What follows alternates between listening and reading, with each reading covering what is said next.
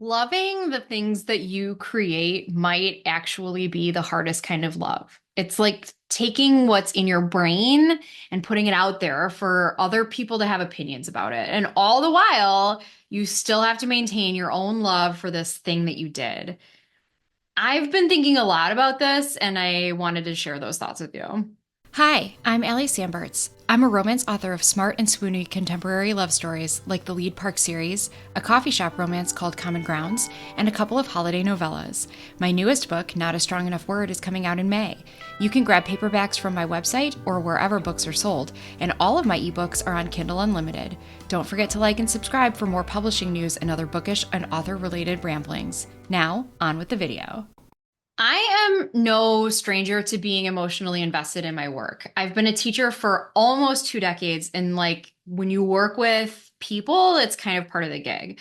Not only is teaching emotional work, being emotionally invested is like expected of us. You have maybe seen that quote that makes the rounds every once in a while that says teachers are in it for the outcome, not for the income. I think this is a perfect example of this expectation, and it's something people truly believe.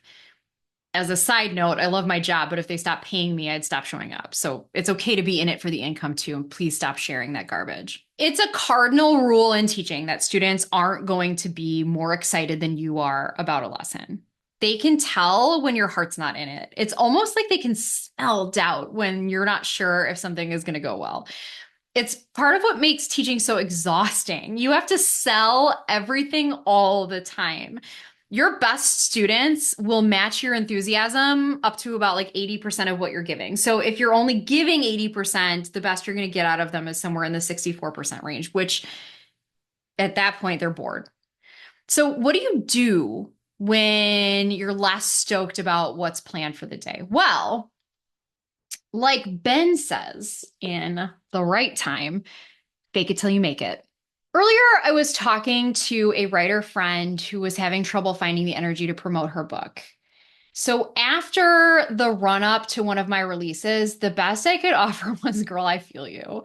Promoting your book truly feels like screaming into the void. I mean, sure, you get lots of comments like, oh, I can't wait. This book looks so good. But you're never truly sure what's going to land or where the book is going to land until the day of. And that kind of uncertainty can make you question your book and your characters and your talent. So, specifically about The Right Time, like I didn't shout this from the rooftops at the time, but I didn't make a secret about the fact that writing these two was difficult. There are two characters. One, most of my readers already, no, not him. They didn't like him after The Right Place, but they loved Jenny after The Right Place.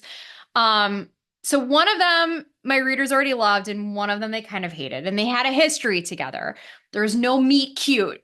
They met cute already, right? There's no getting to know you tension. They had known each other for 7 years at the start of The Right Place, and then I had to go and make it harder for myself by adding 2 years onto that to get to Mac's wedding during The Right Time.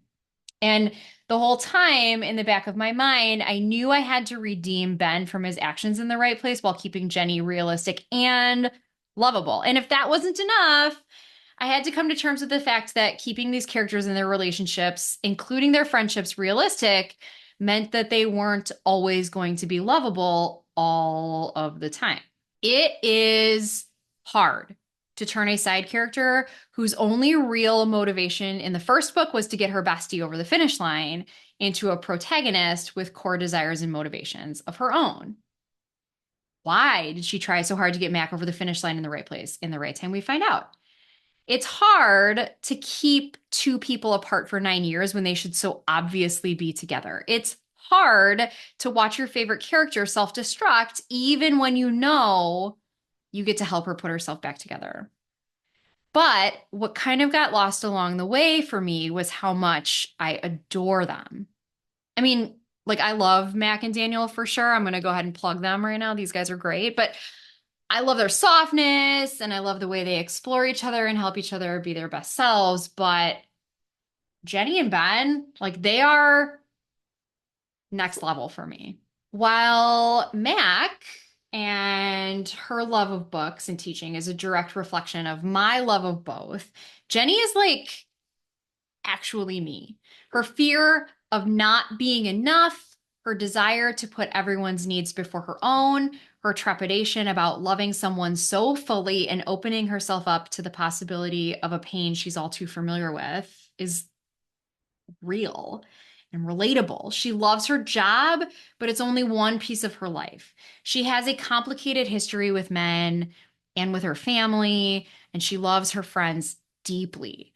Even her struggles with her friendships felt real to me, as they were some of the struggles I've had with my own.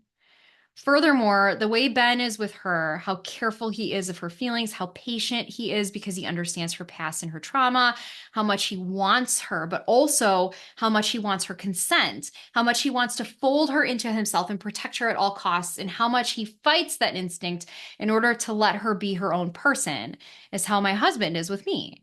Sure, it's been dramatized, okay, but the sentiment is the same.